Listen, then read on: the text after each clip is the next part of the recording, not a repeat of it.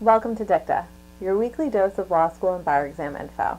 I'm Carrie Ann. And I'm Puyan, and we're the co-founders of Vinco.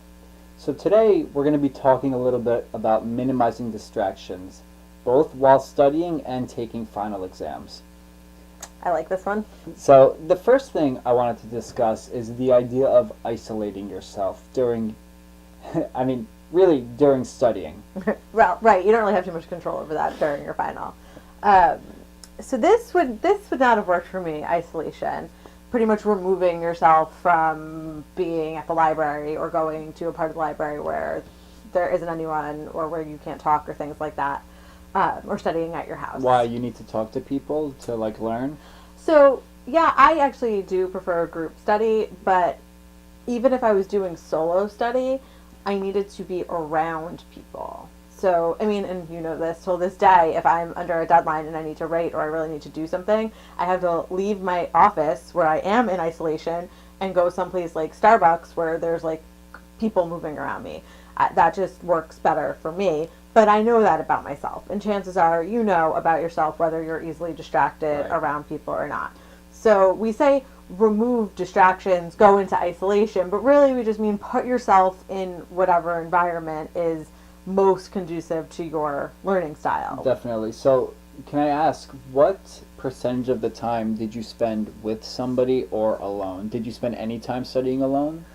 Yes, I did. I'd say it was 70 with someone, 30 on my own. Okay. I was a high percentage group studier, yeah. So I am the opposite way. I would say I spent 80% of my time studying by myself and then 20% of the time just reviewing with people to help cement the information and bounce ideas back and forth, and I found that was really effective for me. Whatever it is, it's less about group study versus studying on your own and more just about, even if you're group studying, well then where are you doing it so that you're not distracted by other people or what's going on. I couldn't study at home because I would start doing dishes or clean the toilet. Things that don't get done for days at a time, but once I'm here and trying to procrastinate studying, that's what would have happened. So if you're not sure which of these works well for you, maybe you could try setting out a plan at the beginning of the day, and then at the end of the day, after you've finished, look at your list of things you wanted to get done and ask yourself, how many of these did I really get done? And if you didn't get a lot of them done, maybe you need to study with someone, or maybe you need to study alone. You need to change something. Yeah, I think that's great advice, being reflective. Studying is not static. You have to it's fluid. You have to see what works and what doesn't work and be able to make changes. It's not, I'm going to make this plan and I'm going to stick to it at any cost. And we get into that mentality sometimes, and it's really more about what did I do that worked, what didn't, and what changes can I make. Yeah, and just because you're sitting there looking at a book doesn't mean you're studying, but that's a topic. Active and passive studying is a topic for a different video. Yeah, but very true. So this I actually wanted to ask you about.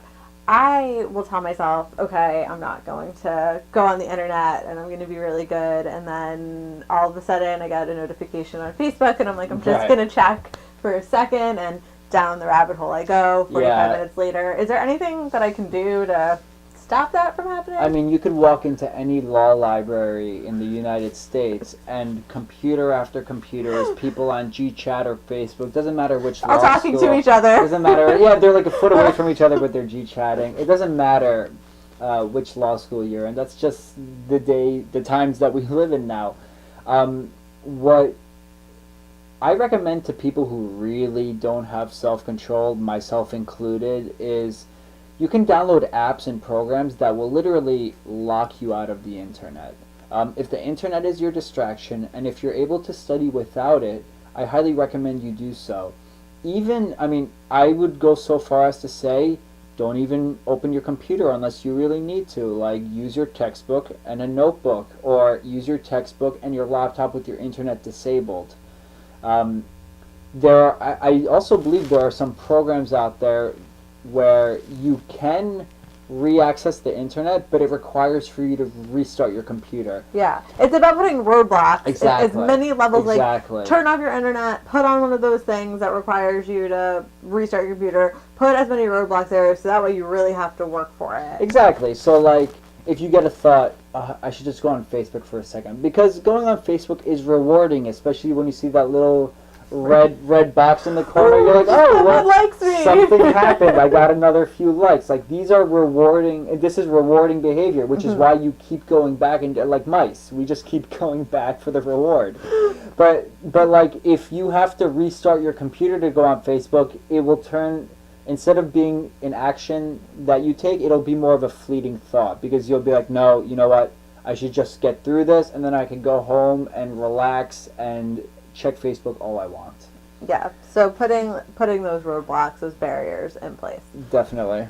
So another thing to do is, like, get an accountability partner. So I did group studies, so that was sort of like built-in accountability. But if you're doing a lot of solo studying, you might consider pairing up with a friend who, like, hey, let's check in with each other Definitely. once a day, every other day. Or if you really don't have that many friends in law school, you can talk to someone in academic support or a professor, just someone who it's like, who you have to be accountable for your time to. Because you would be embarrassed to come back and say, I spent all day on Facebook, or rearranging my sock drawer. I'm always, if there's someone I know that I have to account for my time to, maybe even my mom or my grandma. God, I couldn't imagine my grandmother being disappointed in me for wasting my time. You know, someone whose opinion matters to you. You know what I'm saying? Yeah, so like, this could work even if you, like me, only spend 20% of your time working with somebody. You know, you guys can sit down, create a plan for a month of the topics you want to get through, and both be accountable to that. Knowing that, you know, if I fall behind, my accountability buddy, I wouldn't call them that to their face, would be pissed off. They'd be like, this guy's slacking, and he's dragging me down, and everyone would feel that stress, and it would really help reinforce your study habits. So in terms of minimizing your distractions while studying, the 3 takeaways are to figure out where and how to study so you'll be the least distracted. Yeah. So whatever that is for Definitely. you. If the internet is your crutch, to find a way to cut yourself off from that as much as possible, and to find an accountability partner to help you stay on track. So before we go, I have 2 quick tips for minimizing distractions during exam day, right? Because you don't have as much control over that. Yeah. But step number 1, bring earplugs. Did you use earplugs on your final exams? I've been using earplugs for the last like 6 years, every single day.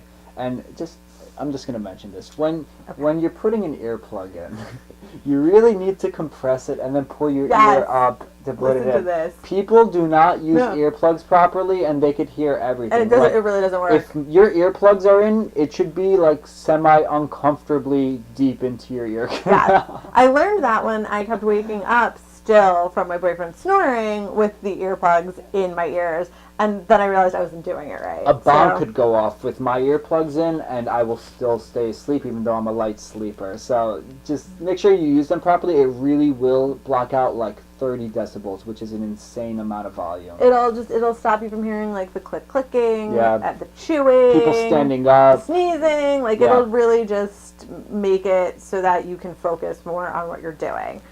And the second thing I would suggest is having a mindset activity or a mindfulness activity that you could just go to if you find yourself being distracted and all over the place. Even if it's just taking 30 seconds of deep breathing and picturing your happy place. We have Mindful Monday on our Instagram and Facebook accounts every Monday. So if you're looking for some tips on that, follow us at Vinco Prep and we can lead you in that direction. But just having somewhere to go and come back to if you find that your mind is wandering is really important.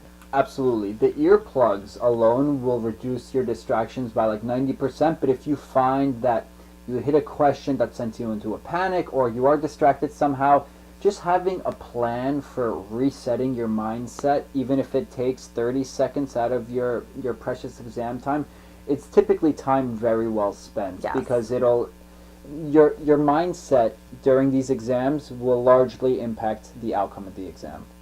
I could not agree more. Well, we wish you the very best of luck on your final exams this semester. And if you have any questions for us, as always, you can find us hanging out in the Vinco Facebook group, or you can email me, Carrie Ann at vincoprep.com.